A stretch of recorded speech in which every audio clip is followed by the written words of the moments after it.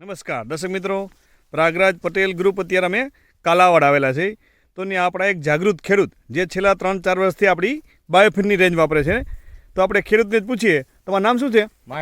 મહેશભાઈ સાવલિયા. અને તમારું ગામ? કાલાવાડ. આ તમારી જમીન ક્યાં આવી? સનાડા. ત્યાં તમે આ છેલ્લા જે તમારા હાથમાં બાયોફિનની રેન્જ રહી એ કેટલા ટાઈમથી વાપરો છો? 2-3 વર્ષથી વાપરો છો ને? અને આ ખેતર કોનું છે આપણું? કાંતિભાઈ જમાદાર. કાંતિભાઈ ગદેધરિયા. આપણે કાલાવાડના જમાદાર છે, બરાબર ને? તો એની તમે આ જમીન વાવવા રાખો છો? અને છેલ્લા 3-4 વર્ષથી તમે આ બાયોફિટની રેન્જ વાપરો છો? રાસાયણિક બહુ વાપરતા નથી ને? રાસાયણિક આમાં તો વાપર્યું જ નથી ને? અટાણે જે આપણે શૂટિંગ લીધા છે ઘઉં છે, બરાબર ને?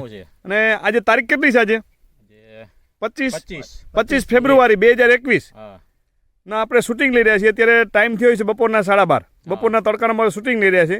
તો તમે આ ઘઉંનું જે વાવેતર કર્યું તો એમાં પહેલાથી શેનો ઉપયોગ કરેલો હતો? આનો પટ માર લીધો ટીમરીનો. પહેલા ટીમરીનો. આ ટીમરીનો પટ કઈ રીતે ભર્યો તમે? ઘઉં પેલા બધા પાથરી અને એમાંથી એક બોટલ છાંટી દીધી. એટલે ઘઉં કેટલા હતા તમારે? 5 મણ ઘઉં હતા દર્શક મિત્રો. અને આપણી સ્ટીમરીજની આખી બોટલ 1 લીટરની તમે ઉપર છાંટી દીધી અને પછી વાવેતર કર્યું. તો ઉગાવામાં શું ફેરફાર દેખાણો? ઉગાવ બધો એકારે નીકળી ગયો. ઉગાવો એકારે નીકળી ગયો. અને આમાં પેલા તમારે ચોમાસું શું પાક હતો? મગફળી. અને 2020-21 તો વરસાદ પુષ્કળ હતો. મગફળી બહુ સારી થઈ. મગફળી કેટલી થઈ તમારે? 74 ગુણી થઈ. 5 વીઘાની. 5 વીઘાની 74 ગુણી. એટલે વીઘે સરેરાશ કેટલી નીકળી? 30 મણની આસપાસ. વધુ વરસાદમાં પણ મગફળી નીકળી. એમાં તમે સ્પ્રે લીધેલા છે ને સ્ટીમરીજના? સ્ટીમરીજ એનપીકે જ વાપરેલું હતું. તો આમાં તમે ઘઉંમાં પટ માઇન વાવ્યા હતા, ઉગાવો તમને સોલિડ દેખાણો. પછી તમે આપણું આ સ્ટીમરીજ રેપઅપ બાયોનું જે તમારા હાથમાં રહીને સ્પ્રે કેટલા લીધેલા છે? 2 વાર આનામાં સ્પ્રે લીધેલા છે ને? અને કોઈ રાસાયણિક યુરિયા નથી નાખેલું? ખરેખર નથી નાખ્યું. તો આપણું જે ખાતરની જગ્યાએ તમે શું વાપરેલું છે પિયતમાં?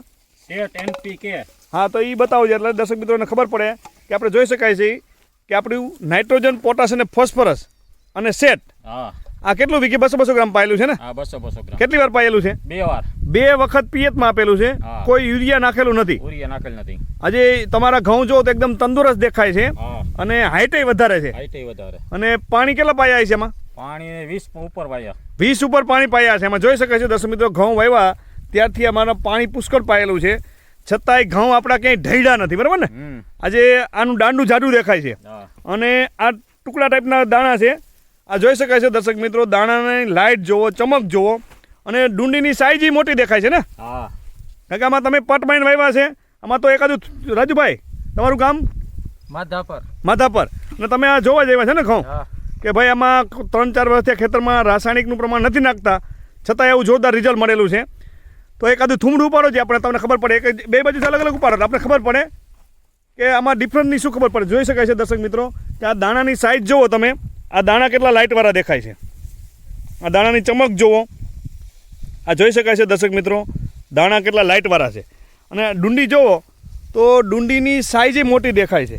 આજે ટુકડા ઘઉંમાં આવડી ડુંડી ન હોય. આ જોઈ શકાય છે દર્શક મિત્રો, એક થૂમડું ઉપાડ્યું છે ને? આ જોઈ શકાય છે. એમાં ફૂટું કેટલી છે રાજુભાઈ? ગણોજી. આ જોઈ શકાય છે 1 2 3 4 5 6 7 8 9 10 11 12 13 14 15 16 17 18 19 20 ફૂટું છે એક દાણામાંથી. જોઈ શકાય છે દર્શક મિત્રો. ને ડુંડી સાઈઝ જુઓ તમે. આ હાથમાં રાખો જી ડુંડી. આ એક હાથમાં હથેળીમાં રાખો તો આપણે ખબર પડે આ ડુંડી આની સાઈઝ કેવડી મોટી છે. કોઈ પણ જગ્યાએ જો ડુંડી તમે જુઓ તો દરેક જગ્યાએ મોટી દેખાય છે ને? આ કોઈ પણ જગ્યાએ તમે જુઓ આ ડુંડીની સાઈઝ જુઓ. અને એક ડુંડીમાં દાણા કેટલા હશે? 70 દાણા છે. 70-80 દાણા છે. સરેરાશ તમને ઉતારો કેટલો લાગે છે એમાં? 70 મણ તો પાકો જ. ખરડી વાવી ભાઈ ને 6 વીઘા 600 મણ થયા. બરાબર. તમારે આ વસ્તુ વાપરે છે? એની પાસેથી જ આપણે લીધા હતા. બરાબર. ઈ જ બિયારણ છે ને પાછું ઈ જ આ વસ્તુ વાપરે છે. બરાબર ને? ટૂંકમાં આમાં દાણા આપણી વસ્તુ એ વાપરતા નથી તો એને 600 મણ થયા. બરાબર. એ જૈવિક રેન્જ વાપરે છે? ના, જૈવિક નથી. બરાબર. એટલે કેમિકલ વાપરે છે. બરાબર.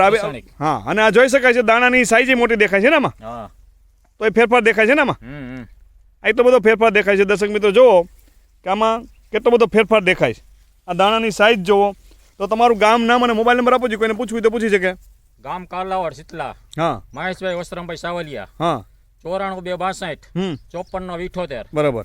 આ કોઈને બિયારણ જોતું હોય તો બિયારણ માટે ફોન કરી શકે બરાબર ને 9280 70 અને 78 આ તમારો મોબાઈલ નંબર છે ને હા બે હા એટલે કોઈને ફોન કરીને તમારે બિયારણ માટે પૂછવું હોય તો પૂછી શકાય પ્લસ આપણી જે બાયોફિટની રેન્જ તમે વાપરો છો કોઈ યુરિયા નથી નાખેલું હા તો એ આ જોઈ શકાય છે દર્શક મિત્રો ઘઉં કેટલા તંદુરસ્ત ઊભા છે અને દરેક જગ્યાએ દૂનીની સાઈઝ જુઓ તો મોટી દેખાય છે બરાબર ને તો ફરીથી જોઈ શકાય છે દર્શક મિત્રો ખેડૂતે કીધું છે કે આમાં યુરિયા નથી નાખેલું યુરિયા નાખેલું જ નથી નાખેલું ને નહીં તો તમારે કપાસ પણ વાવેતર કરેલું હતું ને કપાસ હતો તો કપાસમાં તમારે કેટલો ઉતાર આવ્યો 25 મણ જેવો થાય સરેરાશ 25 મણ વીઘે ઉતરશે હા એમાં તમે રાસાયણિક નથી નાખેલું ને રાસાયણિક મારી જ નથી તો એમાં જો- યુરિયા નથી હા અને આજુબાજુમાં તમારે બધાને કેટલા ઉતાર આવે છે બધાને કપાસમાં 18 20 18-20 તો જોઈ શકાય છે દર્શક મિત્રો આપણી બાયોફિટની રેન્જ વાપરવાથી કપાસમાં પણ વીઘે 25 મણનો ઉતારો નીકળ્યો છે અને હજી કપાસમાં તમારે એક વીણી બાકી છે ને હા તો એમાંથી અંદાજે આ કેટલા વીઘાનો કપાસ છે 10 વીઘાના 10 વીઘાનો છે તો હજી તમારે 25-30 મણ કપાસ ઉતરશે હા તો જોઈ શકાય છે દર્શક મિત્રો એટલો બધો ફેરફાર છે તો તમે રૂટિન બધા પાકમાં વાપરો છો ને હા મગફળી તમારે 30 મણ નીકળી વીઘે હા હા